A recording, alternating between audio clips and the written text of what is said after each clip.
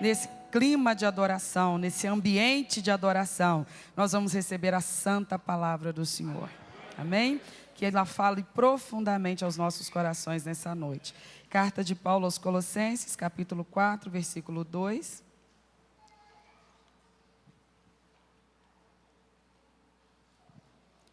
Aleluia. Colossenses 4, 2. A palavra nos diz: perseverai na oração, velando nela com ações de graças. Vamos ler juntos? Perseverai na oração, velando nela com ações de graças. Vamos orar? Pai Santo, estamos diante da santa palavra e nós somos um povo tão limitado, Senhor.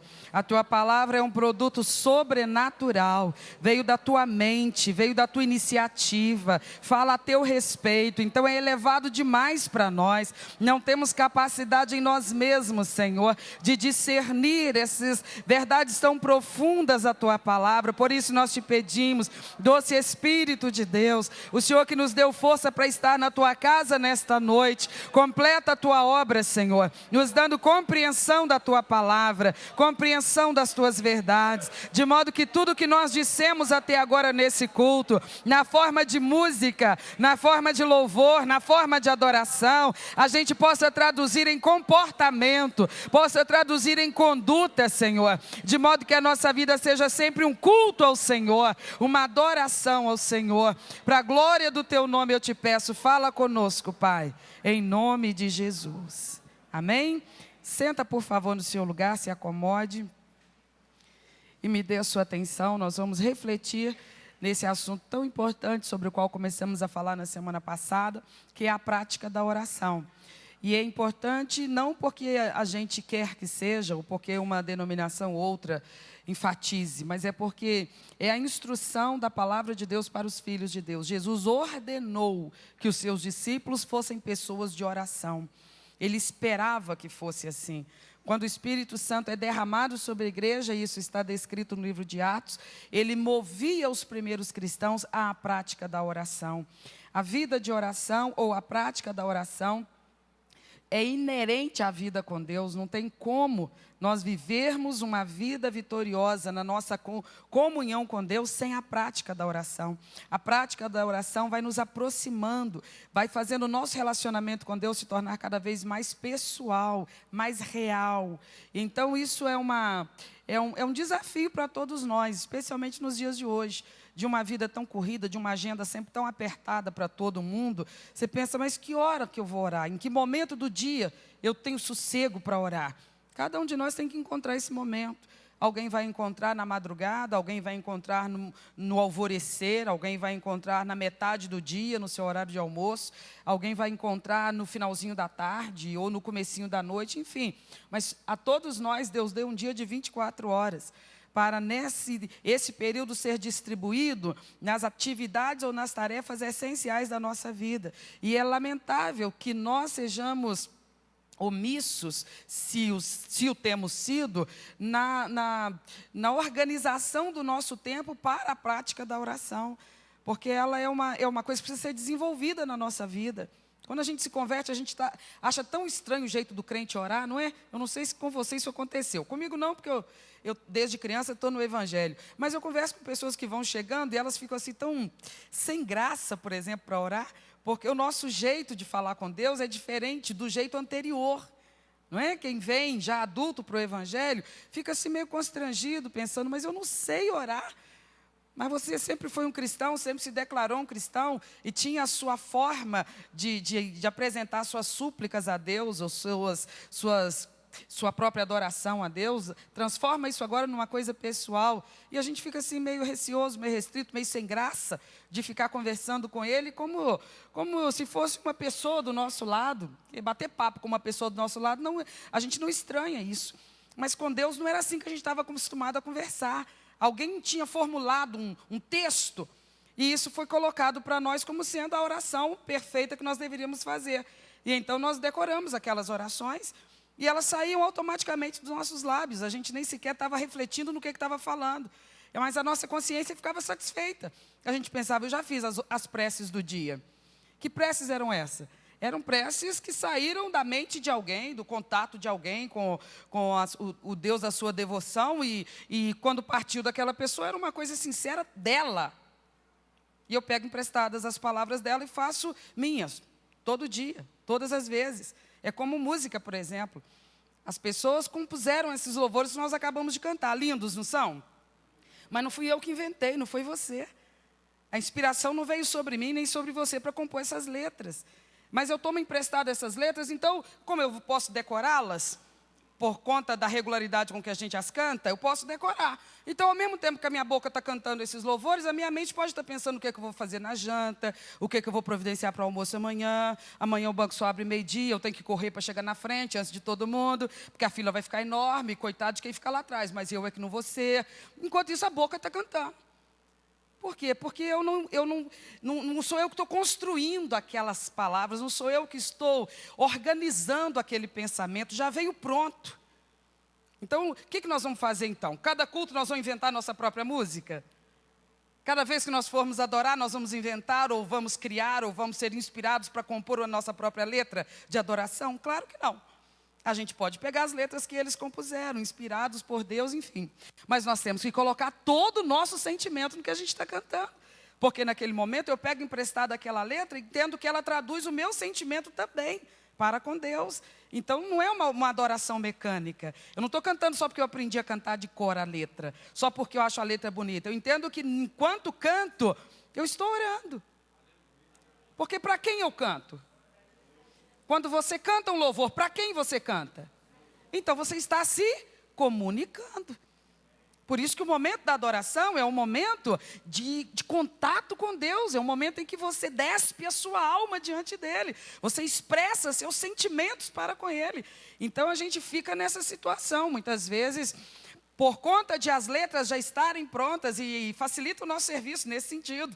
E aí, sem perceber, a gente às vezes o faz mecanicamente. Mas nunca deve ser assim. Falar com Deus, cantar para Deus, é se comunicar com Ele. A música nada mais é do que a oração cantada. Não era assim nos cultos do Antigo Testamento, no povo de Israel? As músicas deles eram salmos. Eles cantavam os salmos. Era a letra das músicas deles. Por isso, Paulo, escrevendo aos cristãos do primeiro século, ele dizia que nós devemos nos apresentar diante de Deus com salmos e cânticos, com hinos espirituais. Quer dizer, faz parte de um contato pessoal, particular, individual, e que eu tenho que aprender a, de fato, me expressar diante de Deus, seja orando, seja cantando para Ele. Senão a coisa pode ficar mecânica, absolutamente sem vida, sem comprometimento, sem envolvimento. Aí não atinge o alvo. Porque é como quando você está conversando com uma pessoa, mas não olha no rosto dela, não olha no olho dela. Quando você está conversando com uma pessoa, mas está distraído, fazendo tantas coisas e está falando coisas importantes com a pessoa, espera que a pessoa esteja te dando a máxima atenção, mas você não está dando atenção para ela enquanto fala com ela. Isso seria deselegante, no mínimo, não é? Seria tratar a pessoa sem a devida deferência, sem a devida honra. Então, quando nós vamos parar no nosso dia a dia para cantar ou para orar ao Senhor, nós temos que saber do que se trata. Se trata de nos comunicarmos com o nosso Deus. Então, Jesus ensinou, por exemplo, e diz assim: vós orareis assim. Aí deu um modelo. Não é uma reza. Ele está dizendo do que deve consistir as nossas orações. Mas ele parte do princípio de quê? De que nós saberíamos que cabe a nós a prática da comunicação com Deus. Então, dessas duas formas precisas, nós nos comunicamos com Ele, na oração e na adoração, tá?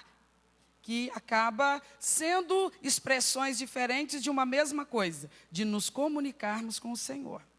Então, a gente vai conversar um pouco mais a respeito de essa importância vital da oração na nossa vida.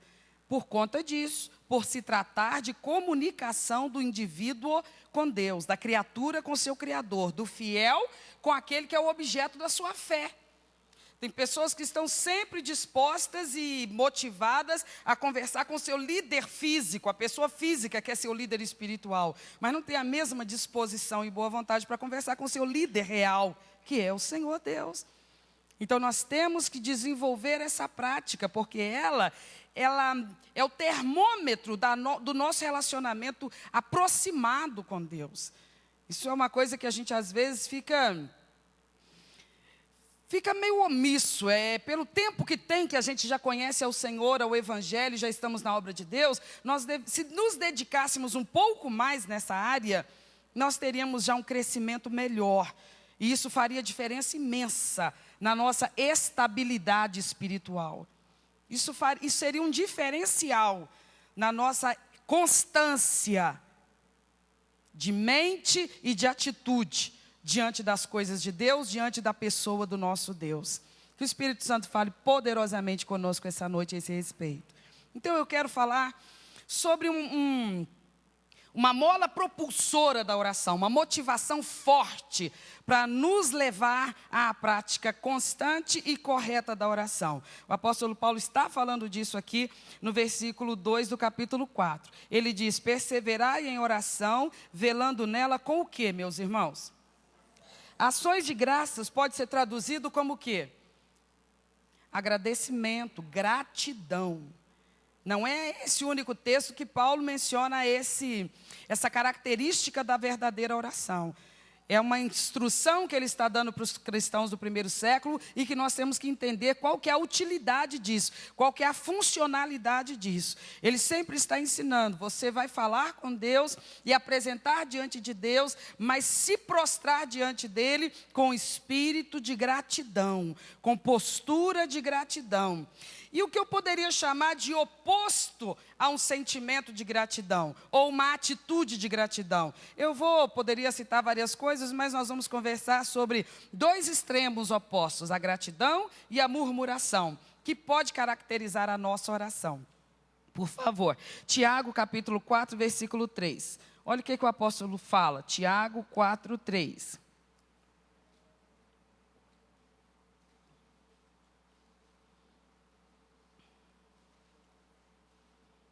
Encontramos?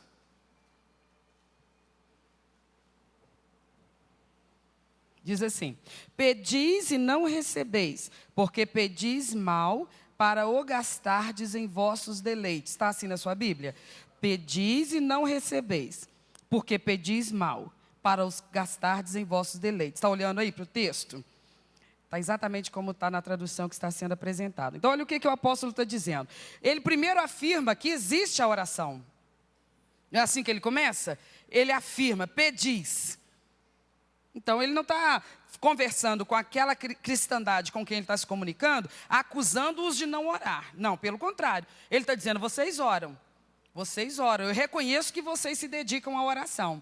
Mas ele está fazendo algumas considerações. Ele diz, pedis. Porém, qual que é o resultado da sua oração? No texto que ele está falando? Não recebeis. Ele está dizendo, orar vocês oram. Mas não está surtindo efeito. Orar, vocês têm orado, mas não está surtindo efeito. Aí ele parte a explicar por quê. Porque pedis mal. Então tem um jeito bom e um jeito mal de orar. É isso que ele está dizendo. Ele está tentando despertar aqueles crentes para entender. Não é que vocês são omissos na prática da oração. Não é que vocês não estão praticando a oração. Só que a oração de vocês não está produzindo o efeito desejado. E por que não? Porque vocês estão orando do jeito errado. Vocês estão orando da maneira errada. Mas como assim? O que a pessoa vai pedir? Será que ela não está sabendo pedir direito? É isso que o Tiago está dizendo? Então a pessoa precisa de uma bênção na vida financeira, ele está desempregado. Ele não está expressando direito, explicando direito o caso para Deus. Será que o senhor não está entendendo o que eu estou falando? O cara ontem me dispensou, eu fui mandado embora. Agora eu estou no olho da rua e eu estou pedindo aqui em oração que o senhor me abra uma nova porta, que o senhor me dê uma outra oportunidade de trabalho, que o senhor me abençoe com a bênção do emprego. Eu não estou me expressando corretamente, Tiago? É isso que você está dizendo? Eu estou enferma, eu estou enfrentando um problema grave de enfermidade. Então, Tiago, eu estou orando a respeito disso, conversando com Deus. Expliquei para ele detalhadamente. Eu não estava sentindo nada. De repente, comecei a sentir um tanto de coisa. Fui para o médico, mandou fazer vários exames. Os resultados vieram. E o médico me chamou e me disse, o caso é grave, o caso é gravíssimo. Tu tem até pouco tempo de vida. Então eu estou aqui conversando sobre isso com Deus. Eu estou pedindo a Deus, Tiago, que Ele considere a minha fragilidade física e biológica e veja que eu estou precisando da intervenção dEle. Que Ele remova essa enfermidade da minha vida, que Ele me cure. Eu estou pedindo a Ele que me cure, Tiago. Você está dizendo que eu não estou recebendo o que eu estou pedindo, que eu não estou pedindo direito? De que outro jeito eu devo orar pela cura, então? Não é explicando para Deus o que eu estou passando, então Ele não está entendendo o diagnóstico. É isso que você está querendo dizer, Tiago? Não. Tiago finaliza o versículo dizendo aonde que estava o problema da oração deles. Qual que era o problema? A intenção. O problema não estava na expressão. O problema estava na intenção. Vocês oram, mas oram mal. Oram e pedem e não recebem o que pedem, mas porque vocês estão orando do jeito errado, com a motivação errada. A vontade de vocês é simplesmente se aproximar de Deus para conversar com Ele sobre as coisas que vão lhes agradar, sobre as coisas que vão transformar as suas vidas numa coisa mais confortável. Olha o que motiva a vida de oração de vocês. São as crises que vocês enfrentam. São os problemas que vocês enfrentam. Olha, normalmente o que te leva a orar? São os flagelos da sua vida. O Tiago está conversando com aqueles crentes e dizendo, vocês pedem, o problema seu não é não pedir. Pelo contrário, vocês pedem e pedem com força. Não é falta de pedir. Se tem uma coisa que vocês sabem fazer, é pedir na oração. Tiago conversando com aqueles crentes e falando, vocês pedem bastante. Se pedem é porque estão precisando. Quando vão orar então, vocês estão focados em quê? No que vocês necessitam. O que motiva vocês à oração então? E qual o teor da sua oração o tempo todo então? O alvo, o centro, a atenção máxima está voltada para o quê? Para as suas necessidades cotidianas. É em função disso que vocês oram. A motivação primeira de vocês ao orar é a sua necessidade. Tanto é, talvez Tiago pudesse dizer para eles assim, que quando a vida entra numa maré mansa, numa fase tranquila, vocês até reduzem o tempo da oração, ou a intensidade da oração, porque vocês precisam desse motivador, que é a necessidade. O problema, a doença, as lutas do dia a dia. Isso faz você se deparar com as suas impossibilidades, com as suas limitações, mas ao mesmo tempo se deparar com a sua necessidade de ficar livre daquele problema. Aí você ora. Então os problemas, eles têm essa funcionalidade, eles têm essa função de realmente nos levar a orar. Isso não é por si só uma coisa ruim. Não é uma coisa ruim. O problema é a gente não entender o papel desses problemas no momento da oração, o lugar deles no momento da oração. Eles não devem ser a única motivação para a nossa vida de oração. Porque senão nos tornaremos fiéis interesseiros. Nós só buscaremos a Deus para que Deus nos sirva, para que Ele nos favoreça. Nós seremos motivados a nos aproximar dEle espiritualmente, na prática da oração, apenas como se Ele fosse o nosso garçom, dizendo, tu tens aí, caça aí na dispensa celestial, que a bênção que eu estou precisando já foi fabricada, está aí, por favor, sirva-me, porque eu preciso disso hoje, eu vou precisar disso semana que vem, eu careço disso, já era para ter descido até aqui embaixo da minha vida um mês passado, seus anjos estão atrasados, não sei o que está acontecendo aí, dá uma olhada por favor, mas eu já pedi isso mês passado, até agora não chegou, eu estou por entender, eu estou assim com urgência urgentíssima, estou carimbando minha oração desse jeito, urgência urgentíssima, Senhor, tem que estar feio aqui embaixo, e o Senhor já está com essa resposta pronta, sirva-me, por favor. É mais ou menos isso que Tiago está dizendo. O problema de vocês não é deixar de orar. O problema de vocês é que focam a sua oração apenas naquilo que satisfará as suas urgências e necessidades temporais. Vocês pedem muito, não recebem, pedem mal, por quê? Porque o propósito de vocês é apenas aquilo que vai tornar a sua vida mais fácil. Às vezes a filha de Deus está convivendo com um cônjuge que não é convertido. Então ela começa a orar a Deus para a conversão daquele cônjuge. Mas porque ela ama aquela alma, está com pena daquela alma descer ao inferno? Não, é porque a vida dela vai ficar melhor, mais fácil, se o cara converter. Senhor, tu sabes o que eu passo com esse homem ímpio do meu lado. Tu sabes o que eu enfrento e amargo com esse homem incrédulo do meu lado. Se ele converter, vai ser tão mais fácil para mim, Senhor. Nós oramos muito, oramos direito, estamos pedindo uma coisa justa, a conversão e a salvação de um perdido. Mas nós estamos focando em quê? O egoísmo se manifesta até na nossa vida de oração. Então é isso que o Tiago está tentando falar e Paulo vai tentar nos explicar. Vários textos em que ele fala sobre ações de graças. Quando nós somos movidos simplesmente pela nossa necessidade e estamos buscando uma vida mais facilitada aqui na terra, que Ele nos atenda para a nossa vida ficar mais confortável, nós estamos com a motivação errada. Então isso não é bom para construir um relacionamento sólido e aproximado com Deus. Porque Deus é digno de ser louvado, Ele é digno de ser adorado. É muito fora de contexto você se prostrar para conversar com aquele que é a suprema glória, e você simplesmente nem percebe essa glória. Você chega perto dele para orar e simplesmente, olha, eu sei quem que o senhor é, tudo bem, mas vamos direto ao assunto. O meu tempo é curto, a minha agenda está apertadíssima hoje. Eu estou precisando disso, disso e disso. Em nome de Jesus, amém. Eu não me extasiei com a glória dele. Alguém está me entendendo?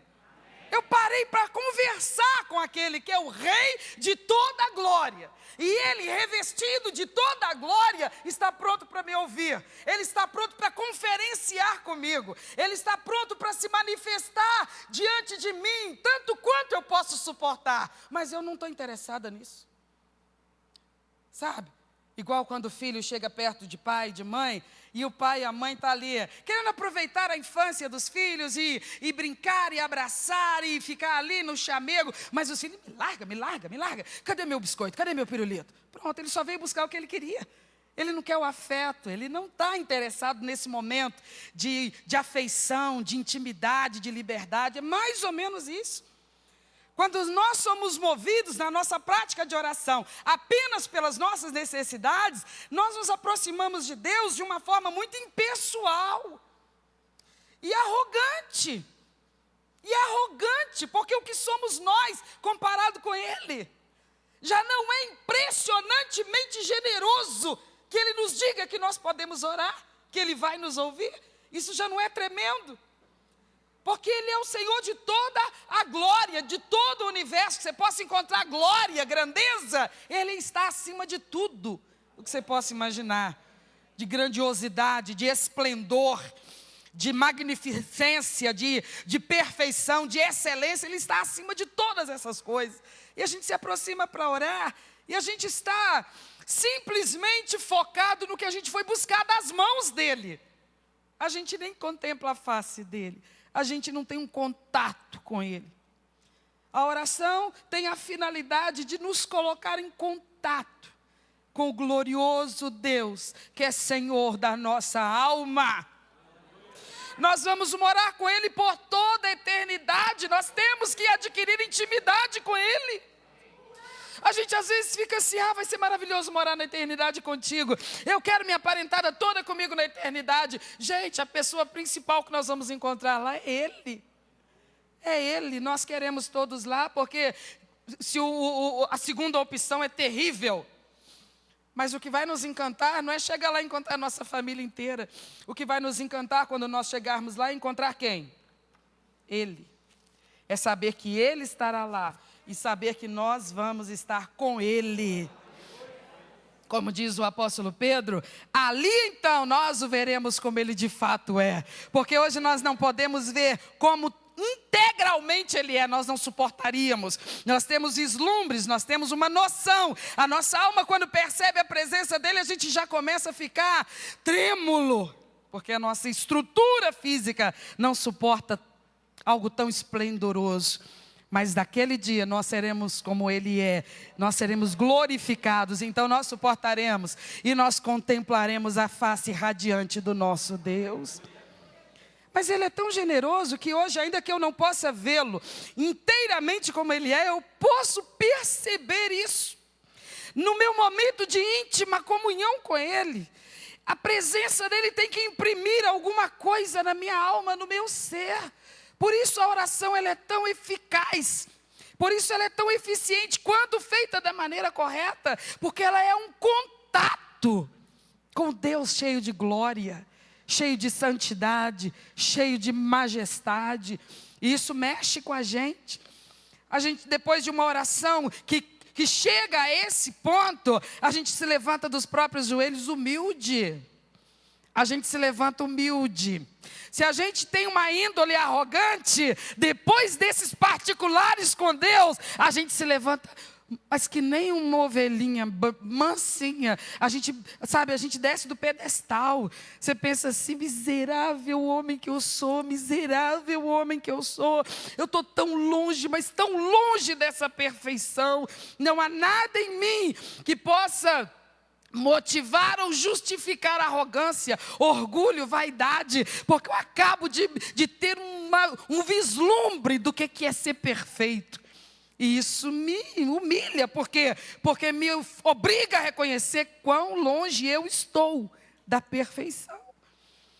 Mas ainda que me constranja, me motiva a buscar de novo, porque sendo tão mais elevado do que eu, Ele não me repele, Ele me atrai à presença dEle.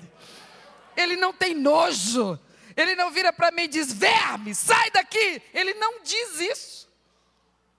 Ele diz, vem filho meu, dá-me teu coração, vem filho meu, vinde a mim, buscar-me-eis e me achareis, quando me buscardes de todo o vosso coração.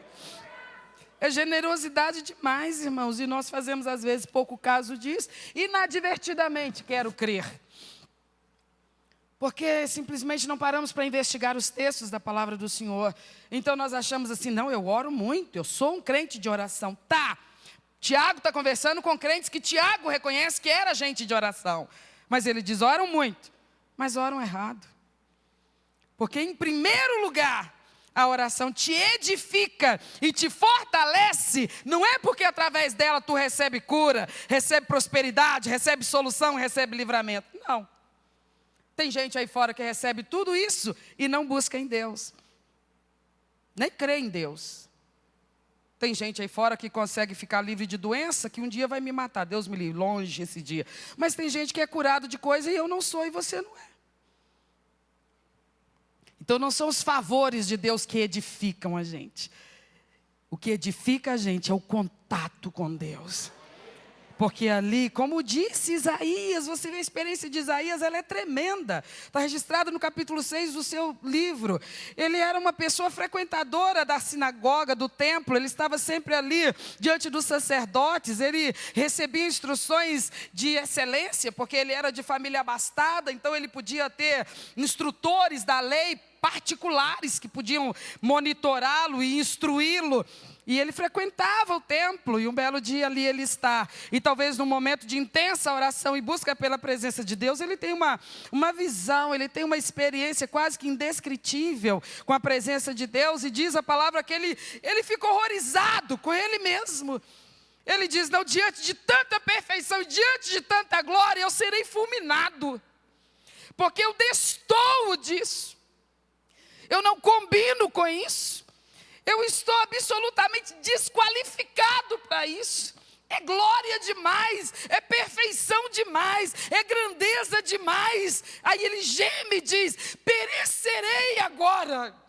Ele me fulminará agora, porque eu não combino com isso. Eu sou um homem de impuros lábios, habito no meio de um povo de impuros lábios. Ele viu a sua própria imperfeição. Quem estava pregando para ele se sentir convicto das suas falhas? Não estava havendo pregação no culto naquele dia. Ele não estava no meio de um culto, ele estava no templo. Mas ninguém estava pregando para ele. quem era o ministro da adoração? Ninguém, não tinha ninguém cantando naquele dia no templo, naquele momento não. Ele estava ali no seu momento particular de oração. E ali ele tem uma experiência com Deus e ele tem uma percepção da glória e da grandeza de Deus. E aí ele se mede em relação àquilo e ele vê, miserável homem que eu sou. Eu serei fulminado aqui agora, porque tanta perfeição não poderá suportar, não haverá de ser condescendente com uma imperfeição quanto a minha. Ele diz, eu sou um homem impuro, eu habito no meio de gente impura e absorvo a impureza deles, sugo a impureza deles. Eu sei que o Deus que eu sirvo é santo, santo e santo, mas eu não me qualifico para conviver com Ele. Eu convivo com gente que faz tudo de qualquer jeito, de qualquer maneira, e eu estou seguindo a onda. Mas aí a voz do Senhor, para lhe acalmar, lhe diz que ele não seria destruído, ele não seria fulminado. E o Senhor lhe anuncia, eu estou mandando o meu anjo com uma tenaz viva, uma brasa viva, simbolizava o fogo do Espírito que purifica a alma do crente. De qual crente? Do crente que parou de brincar com a santidade de Deus. Do crente que parou de fazer pouco caso com a glória de Deus. Do crente que se aproxima de Deus dizendo, Senhor, eu preciso aprofundar e intensificar a minha compreensão disso. Ainda que eu não consiga explicar isso para os outros, mas eu tenho que saber o que eu estou vivendo com o Senhor. Eu estou vivendo uma experiência que me revela e imprime na minha alma quem é esse Deus. E aí sim, como o Davi às vezes canta aqui, eu fico extasiado diante do Senhor. Então é disso que Tiago está falando. E Paulo também, ora, se eu vou me apresentar diante de Deus, motivado única e exclusivamente pelas minhas necessidades, o meu foco são elas. E eu perco a experiência principal da vida da oração. E eu não devo então conversar com Deus sobre as minhas necessidades, os meus problemas? Claro que sim, Ele me convida a isso. Mas antes de tudo e de mais nada, eu digo, Senhor, não é por elas em primeiro lugar que eu vim. Aliás, se eu tiver que escolher entre o Senhor me dar um vislumbre da Tua glória e uma experiência com a Tua santidade, ou me dar aquilo que eu preciso nesse momento, seja uma cura, uma solução, uma prosperidade, eu escolho a primeira opção. Se eu tiver que sair daqui de mãos vazias da Tua presença e mãos cheias de bênçãos para essa vida, eu dispenso as bênçãos para essa vida, eu prefiro o Senhor. Porque a bênção que eu vim buscar antes de toda e qualquer outra é a presença do Senhor. Esse tipo de vida de oração é que edifica e fortalece o crente, edifica e fortalece a igreja. Porque provas e lutas e necessidades vão se substituindo na nossa história nessa terra.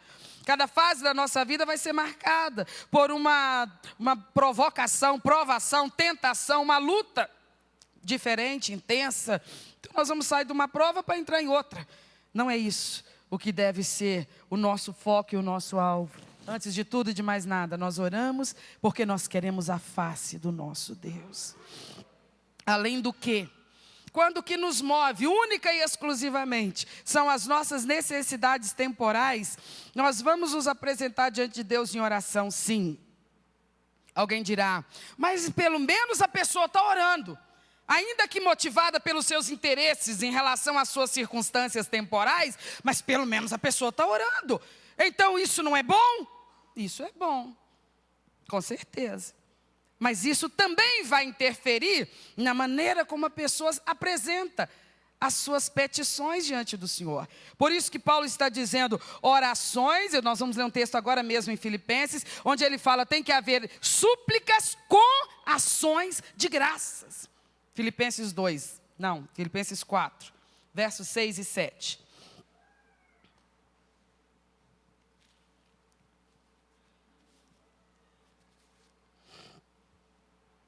Filipenses 4, versos 6 e 7. Encontramos? Não? Diz assim, é o mesmo Paulo, conversando com os crentes agora de Filipos. Não estejais inquietos por coisa alguma. Antes as vossas petições sejam em tudo conhecidas diante de Deus. Através da oração e da súplica. Com o quê? E a paz de Deus, que excede todo entendimento, guardará os vossos corações e os vossos sentimentos em... Vamos entender esse texto, versículo 6 de novo. Olha as coisas que ele determina aqui. Ele diz assim: não estejais inquietos por coisa alguma. O que ele está dizendo? Que há uma necessidade de nós entendermos que nós precisamos manter uma alma serena. Ele começa nesse ponto apresentando uma necessidade, não é que Deus tem, não. Deus não precisa que eu fique em paz, não. Quem precisa que eu fique em paz? Nós mesmos. Então Paulo começa dizendo, o seu alvo... nada haverá de deixar você inquieto. A sua alma há de permanecer tranquila. Dentro desse corpo que você mira quando se coloca diante do espelho, habita uma alma, ela é imaterial. Você não pode contemplá-la quando se contempla no espelho. Mas ela é a responsável pelo semblante que apresenta no espelho. Se é um semblante tenso, se é um semblante derrotado, se é um semblante de alguém que está esgotado, isso é um resultado do estado interior.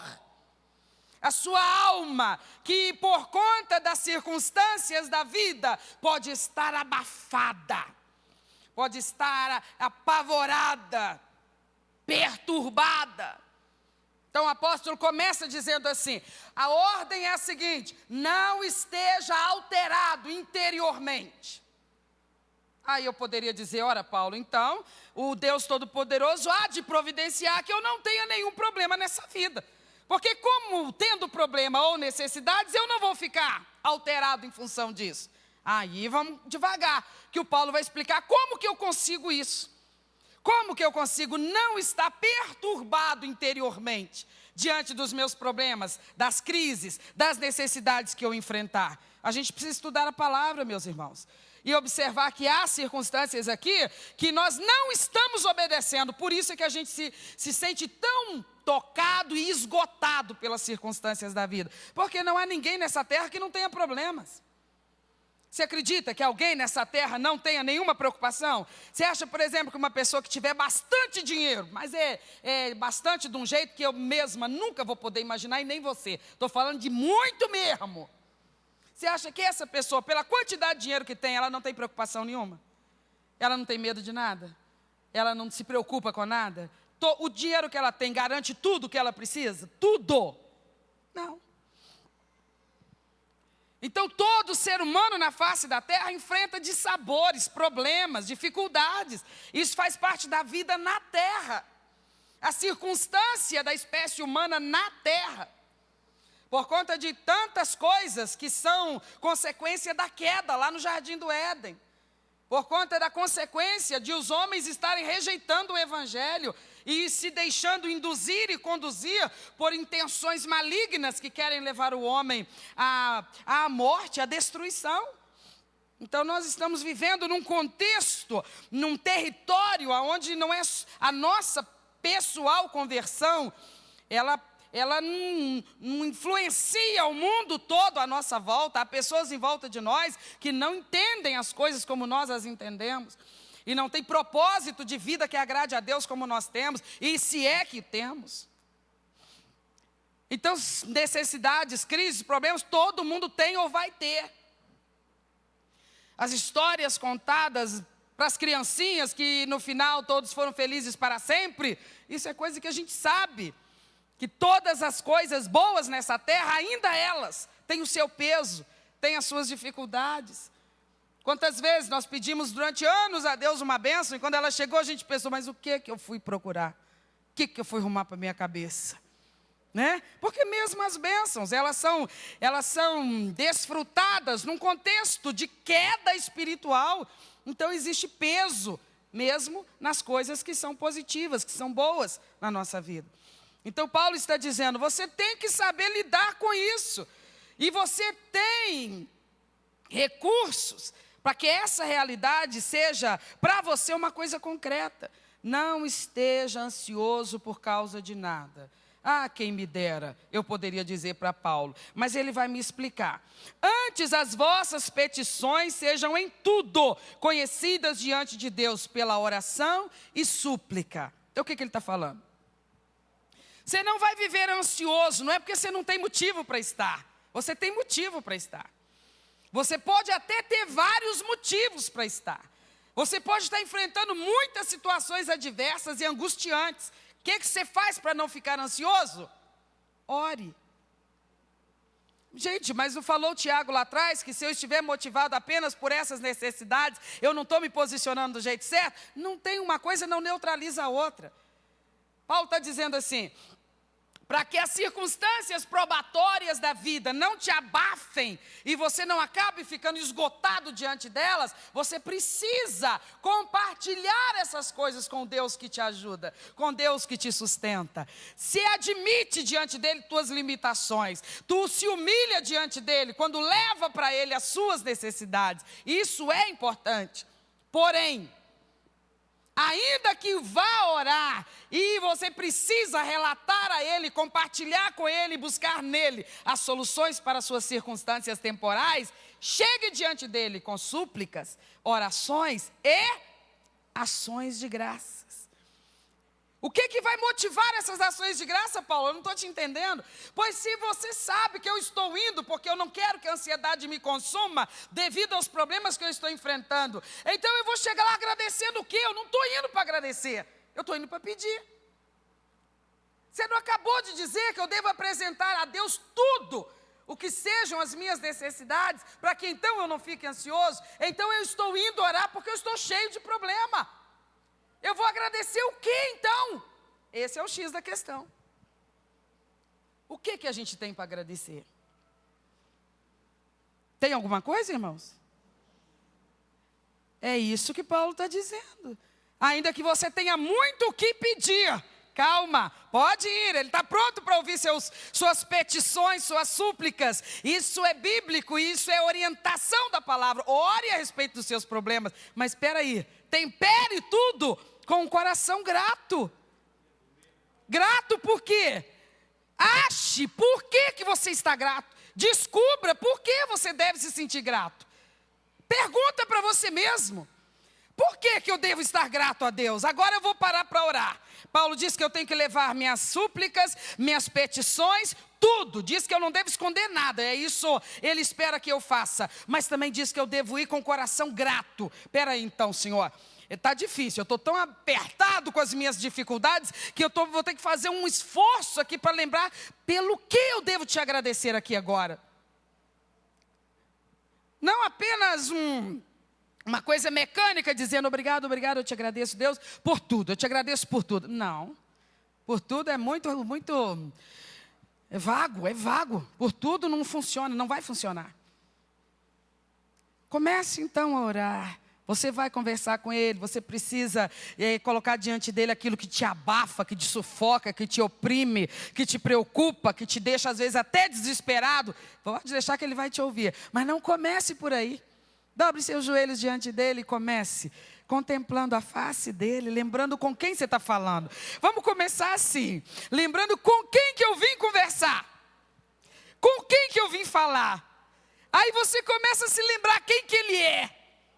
Quando você começa a se lembrar de quem se trata, comece a expressar a tua admiração por ele, porque é impossível que a gente converse com ele, focando nele, e o nosso coração não se encha de adoração. Oh meu Deus, eu vim orar e eu preciso te dizer que eu sou muito grata porque eu tenho a quem orar.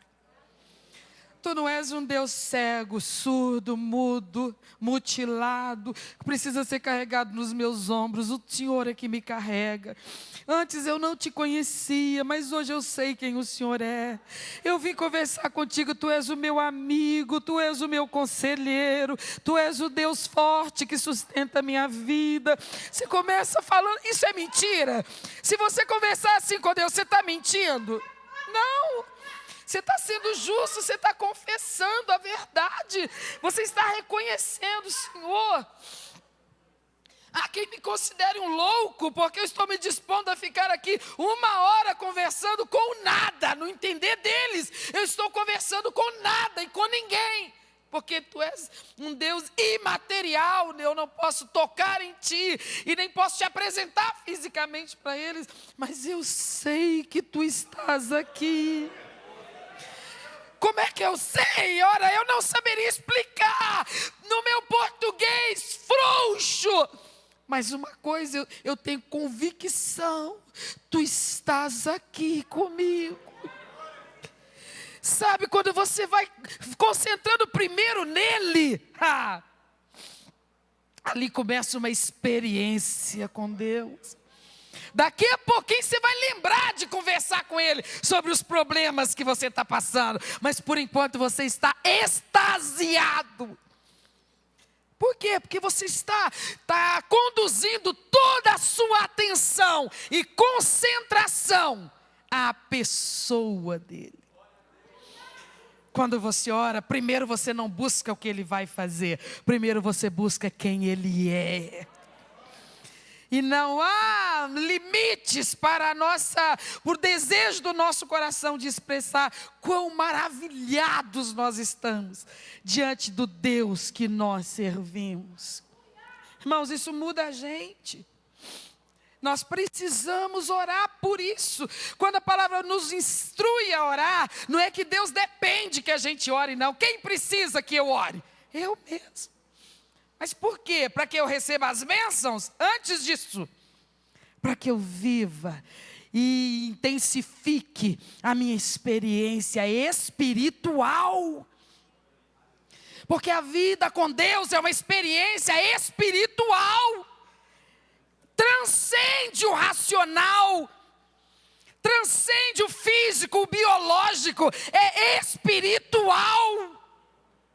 E eu preciso me sentir segura na minha experiência espiritual.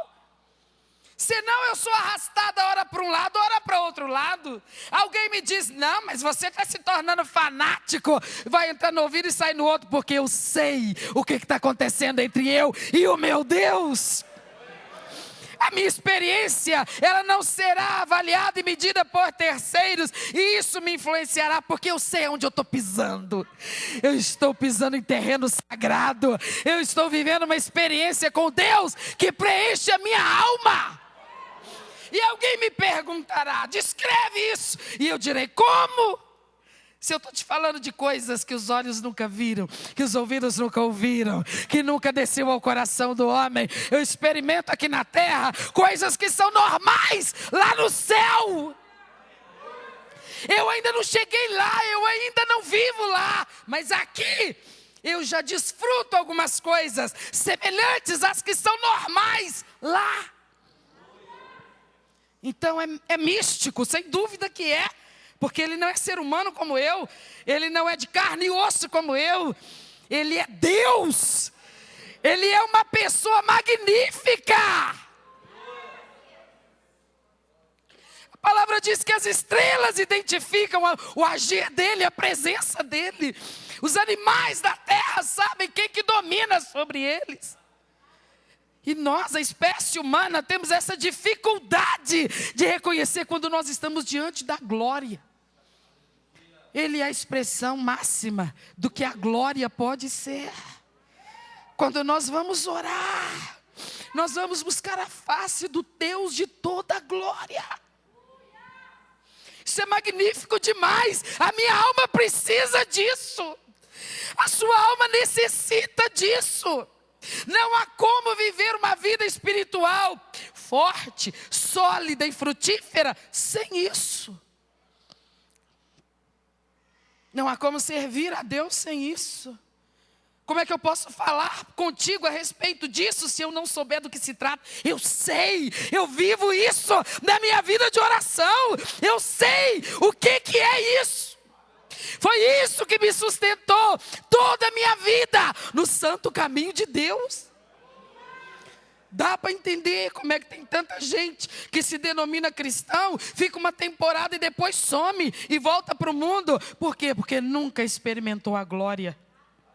Nunca esteve de fato diante de uma manifestação que seja, do esplendor que emana dele. Então a pessoa fica imaginando, igreja é o seguinte, tem a agenda semanal, tem uma pessoa sempre lá na frente, tem um líder humano, e acontecem coisas boas, acontecem coisas ruins, igreja é isso. Não entende o outro lado da coisa. Igreja é o ajuntamento dos que adoram a Deus. E quando essa adoração é sincera, e ela é consistente, ela é coerente, Ele desce no meio do seu povo. E quando a gente sente que Ele está no meio de nós, não é diferente, meus irmãos. A gente não percebe quando Ele desceu no meio de nós. A gente não percebe quando Ele está transbordando dentro de nós. Uma coisa indescritível acontece. E deixa a gente tão bem. E as pessoas querem dizer, isso é fanatismo, isso é loucura. Porque eu não consigo explicar isso cientificamente, é loucura? Eu posso não conseguir explicar, mas eu sei o que é. A minha alma sabe o que é. A tua alma sabe. Se não sabe, ela precisa ser visitada pela glória desse Deus. Para você não racionalizar demais coisas que não podem ser racionalizadas, porque estão acima do racional. O nosso Deus não cabe na nossa cabeça. Se Ele coubesse, Ele não era Deus, Ele era do nosso tamanho. Ele é imenso demais. Por isso Pedro diz, nós ainda não suportamos vê-lo como Ele é, mas um dia nós o veremos. E é por isso que a gente quer ir para o céu, porque Ele vai estar lá. Ah, é porque eu quero andar em rua de ouro. Eu não quero nem saber se tem ouro lá, porque se eu tivesse atrás de ouro, eu caçava ouro aqui mesmo. Eu vou lá por causa dele. Eu quero estar lá porque Ele é a personagem que mais impressiona a minha alma. Porque eu tenho uma necessidade muito profunda de entender mais dEle. E eu só não posso aqui na terra, porque eu não suportaria. Mas tanto quanto, eu sempre digo isso para Ele em oração. Senhor, eu sei que tem uma plenitude que eu só posso receber quando eu chegar aí. Mas aquela que é possível suportar aqui embaixo, eu quero cada grama que eu tiver direito. Porque eu não posso esperar chegar no céu. Eu não vou aguentar só depois que chegar lá. Eu preciso aqui, eu preciso agora. Eu desejo agora. Porque a nossa alma tem que estar rendida a esse Deus. Depois que isso acontece, nada mais nos separa do amor de Deus. Quando de fato nós sabemos justificar o porquê dessa nossa vida cristã, aí nós podemos dizer, como Paulo dizia, nem a morte, nem a fome, nem a nudez, nem o desprezo, nada me separará do amor de Deus, que está em Cristo Jesus, o meu Senhor. Como é que se chega a essa convicção? Quando se tem experiências com Deus. E alguém há de perguntar, mas se Ele sabe que isso é essencial, por que então que Ele não distribui isso para todos que pisam na igreja assim que a pessoa pisa, que aí garante que a pessoa não sai? Não é assim que funciona. Ele disse assim, aquele que tem sede, venha a mim e beba. Ele está disposto a suprir, Ele está disposto a sanar essa sede, mas Ele espera uma atitude, uma demonstração de que a pessoa prioriza isso, busca isso, tem verdadeiramente necessidade disso. Nós temos que tomar muito cuidado para a gente não achar que a gente já chegou aonde podia chegar. Tem mais um território imenso para ser conquistado, ainda aqui na terra. Chega mais perto de Deus, igreja, chega mais perto do teu Senhor, conheça o melhor. Se torne amigo íntimo dEle. Se torne tão próximo dEle, que Ele vai se comunicar com você e você vai perceber a voz inaudível do Espírito Santo. É possível isso? Uma voz que não pode ser ouvida? Pois é, não pode ser ouvida por ouvidos físicos, mas o ouvido da alma discerne.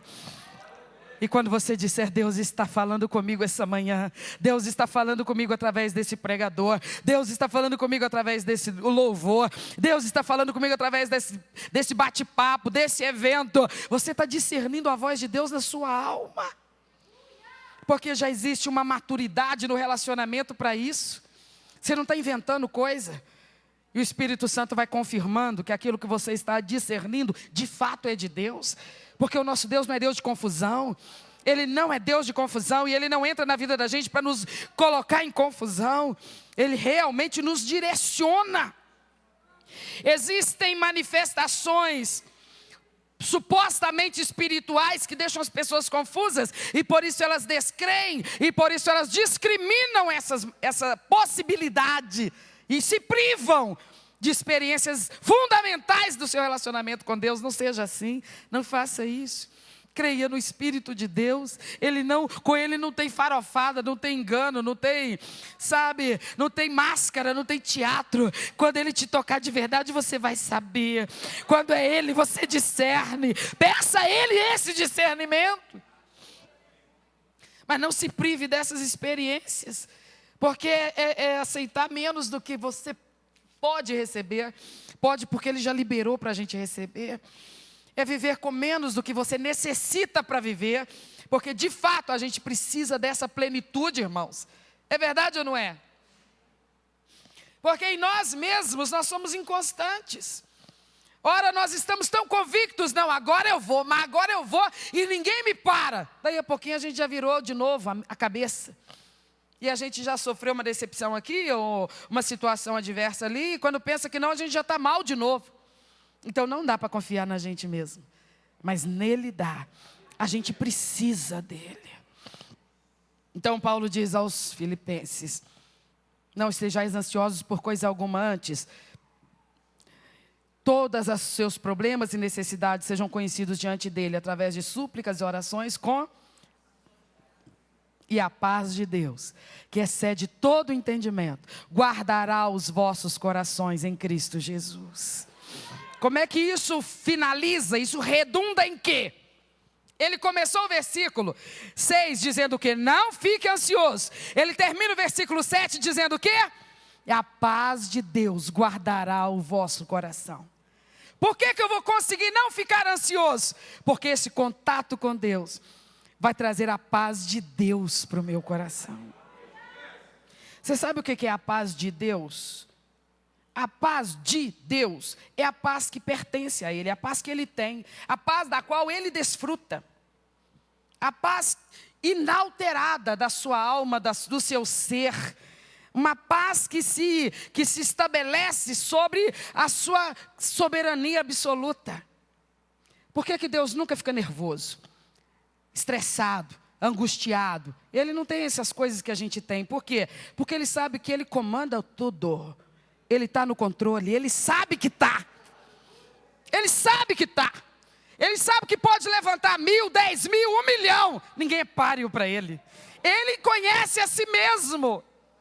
Alguém pode tentar afrontá-lo ou enfrentá-lo. O salmista diz que, ele fala através do salmista, que quando ele se depara com gente na face da terra que tenta se impor a ele, ele ri dessas pessoas. O salmista diz, ou através do salmista ele fala, que ele ri daqueles que acham que podem se impor a Ele, com a sua arrogância, com a sua vaidade, com a sua presunção, porque Deus tem consciência de quem Ele próprio é, sabe? Ele não tem crise, Ele não tem crise, Ele não tem momento algum em que Ele fique pensando, nossa, mas eles não estão crendo em mim, então será que realmente eu não sou quem eu acho que eu sou? Isso não passa pela cabeça dele. Ele não tem esse tipo de problema. Deus é Deus e não há ninguém no universo que tem mais consciência de quem Ele é do que Ele próprio. Por isso Ele não fica aí tentando provar para todo mundo quem que Ele é, você sabe? Ele poderia, por exemplo, ficar ressuscitando morto todo dia aqui em Juiz de Fora, através de todos os ministérios das igrejas aqui. O que você acha que ia acontecer nas igrejas? Ia lotar. Porque aí as pessoas dizem, nossa, teu Deus é feroz, hein? Gostei de ver. Mas Ele não está querendo ficar fazendo show. Jesus falou assim, bem-aventurado aquele que não viu e creu. Porque é desonroso estar diante dele dizendo, mas o Senhor deveria dar algumas demonstrações para que eu então consiga crer em Ti. Me ajude, por favor, me convença então. Ora, não é assim que funciona. Não é assim que funciona. Deveríamos entender que já é honroso demais que Ele se faça conhecer através da sua palavra, através do seu mover e através dos milagres que Ele opera nas nossas vidas todo santo dia. que às vezes nós consideramos tão pequenos, tão insignificantes, mas quantos milagres Ele fez hoje, por exemplo, na minha vida e na sua? Só hoje, desde a hora que a gente acordou. Você consegue imaginar quantas vezes só hoje a morte passou perto da nossa casa? Ela passou, ela passa todo dia, ela passa o tempo todo. O salmista fala, as setas que voam de dia, a peste que anda na escuridão, a mortandade que assola ao meio-dia. Ele fala, nós somos entregues à morte todo dia, Paulo fala disso. Porque a coisa mais fácil é um ser humano morrer, a gente quebra fácil ou não quebra? Basta um tropeção ali na rua e caiu de mau jeito, quebrou o fêmur, quebrou a bacia, quebrou uma costela, a gente quebra fácil, a gente é feito de matéria perecível demais. Um mosquitinho, um micro ser, vem e dá uma mordida na gente e joga a gente na cama, uma semana, 10 dias, não brinca não que vai até para a sepultura. A gente é frágil. A gente é feito de material assim, frágil. Então nós deveríamos parar e pensar, como que eu estou resistindo, gente? Como assim eu continuo aqui? Olha o que eu já passei nessa vida. Olha as coisas que já me rondaram, já me cercaram. Olha o que eu já tive que enfrentar. Olha quantas coisas perigosas e ameaçadoras já chegaram perto de mim. Não era mais para eu estar aqui. Eu consigo lembrar de pelo menos umas 4 vezes em que era para eu ter morrido. Alguém teve uma experiência assim? Você viveu situações tão dramáticas que você pensou, a morte chegou muito perto. Tem alguém? Glória a Deus, nós desviamos dela. Mas não fomos nós. Quem que deu um chute nela e ela foi embora para lá? O Deus da vida. Ele não consentiu. Porque Ele é o dono da vida e Ele não assinou embaixo dizendo, tá bom, ceifa ela. Ele não consentiu. Ele continua nos mantendo vivos nessa terra. Então todo dia, se você acorda de manhã, abre seus olhos, a sua mente está funcionando.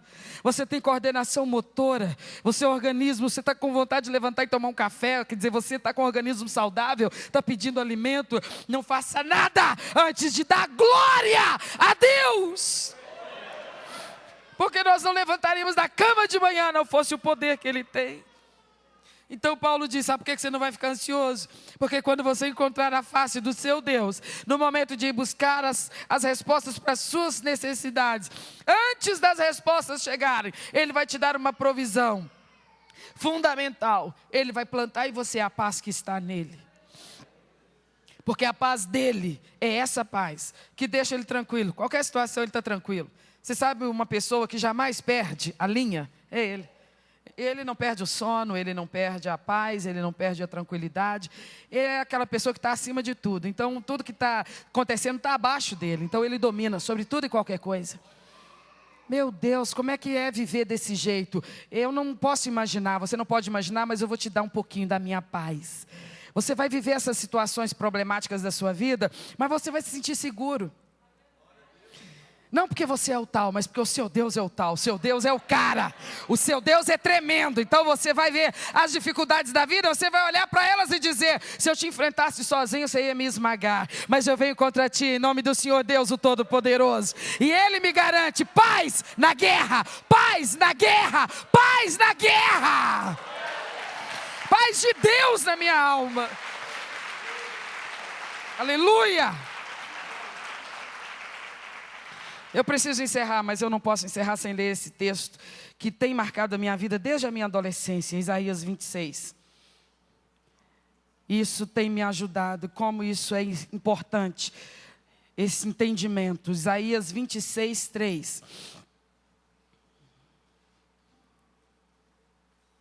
Diz assim, tu conservarás em paz aquele cuja mente está firme em ti, porque ele...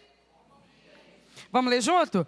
Tu conservarás em paz aquele cuja mente está firme em ti, porque ele confia em ti. Fica olhando para o texto, você consegue entender tudo que está sendo dito aí? Primeira afirmação, tu conservarás em paz. Tu quem? Deus. Conservará em paz. Quem? Vai conservar qual pessoa em paz?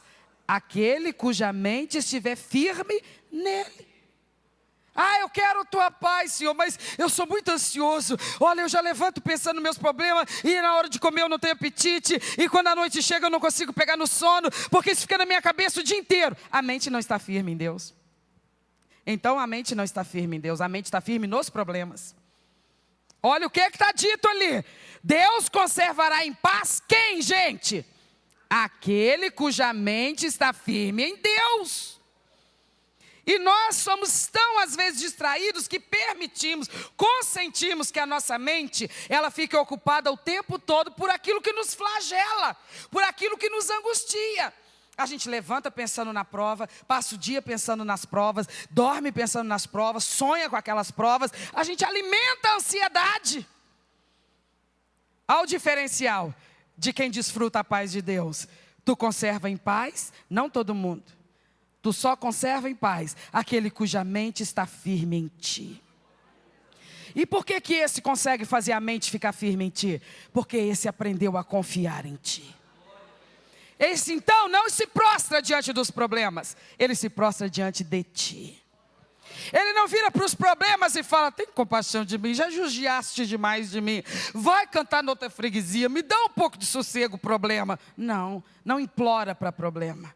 Não se prostra diante de problema, não se humilha diante de problema. Vai diante de Deus, diante dele se humilha, diante dele se prostra. Por que que quando a gente vai expulsar demônios, vai orar por pessoas oprimidas, a gente não ora para demônio, a gente ora para demônio? Você fica pedindo demônio, ô demônio, você pode por favor bater em retirada? Isso é orar para demônio, isso é rogar para demônio, isso não existe. Se você está enfrentando um demônio, você ora para quem? Para Deus. Você diz, Senhor, que a tua autoridade se manifeste aqui agora. Esse bicho não tem querer, ele tem que sair em nome de Jesus. Ele é aquele que domina sobre tudo que há. Então, irmãos, nós precisamos orar, mas nós precisamos orar do jeito certo. Você consegue imaginar o prazer que o crente tem se ele se portar desse jeito na vida de oração? Ele, tudo quanto é minutinho que tiver, sobrando na agenda dele, ele sabe, eu já sei o que eu vou fazer com esse período que está sobrando, eu vou orar. Aí chega em casa, o marido chega em casa, a esposa já arrumou a casa, ela arrumou correndo, mas arrumou direito, correndo, mas direito. O negócio está um brinco, tá? Ela já adiantou a janta, mas também caprichou, não fez de qualquer jeito não. Ela está de banhozinho tomado, porque quando o marido chega, ela já tirou o uniforme da faxina diária. Ela está de banhozinho tomado, limpinha, cheirosinha, arrumadinha, penteadinha, jogou aquelas buchinhas fora, está tudo arrumadinho, está tudo nos trinques. As crianças estão arrumadas, mas deu uma folga, por quê? Porque ela não ficou jogando conversa fora, WhatsApp, Facebook ou celular, não. O tempo dela vale ouro, ela precisa fazer o tempo sobrar. Para quê, menina? Para ir falar com Deus. E aí ela se torna uma pessoa que não vive em crise. Mulher de Deus, mulher de oração não vive em crise. Ela não tem problema de autoestima baixa, ela não tem. Ela não consegue ter, nem se ela quiser. Porque ela se sente tão amada. Ela se sente tão protegida, tão valorizada pelo Espírito de Deus. Ela se aproxima tanto de Deus em oração que a alma dela sossega. Se o marido não fez um carinho, se o marido não deu um beijinho, se o marido estava meio nervoso e soltou uma voz mais grosseira, ela fala, coitado de tu. Que pena que tu não está em paz, mas eu estou, colega. E a tua ansiedade não pega em mim. O teu destempero não pega em mim. Mas se tu quiser, a paz que está em mim atinge teu coração. E ela ajuda ele, vice-versa. Às vezes é o marido que é mais devotado à oração do que a mulher. Ela gosta mais de falar e pouco resolve. E ela não sabe o prazer que se consegue numa vida de oração. Na igreja, meus queridos, dá para saber rapidamente quem tem experiência de oração. Essa pessoa não estressa com ninguém. Você não estressa com ninguém. Quando você tem esse diferencial na sua vida de oração com Deus, você vive sempre tão deslumbrado com a glória de Deus na sua vida, que você tem misericórdia das pessoas. Você vê que esse errou, você vê que aquele errou, mas ao invés de ir com tudo quanto é pedra na mão, você tem misericórdia. Você pensa, eu vou te incluir nas minhas orações. Eu sei que você não está pedindo, você nem vai me agradecer, não tem problema não. Mas você é mais uma desculpa para eu ir conversar com Deus. Eu estou caçando desculpa, porque eu amo conversar com Deus. Fica de pé no seu lugar, nós vamos orar. Vamos orar? Do jeito certo? Então como é que é o jeito certo? Como é que começa a oração do jeito certo? Se encantando com Ele, se maravilhando com Ele. Pode começar então, comece a orar, comece a elogiar, comece a reconhecer a glória dEle. Vamos treinar isso, que o Espírito Santo nos ensine, que o Espírito Santo nos conduza, que nós cresçamos nessa experiência, nós precisamos disso. Ore a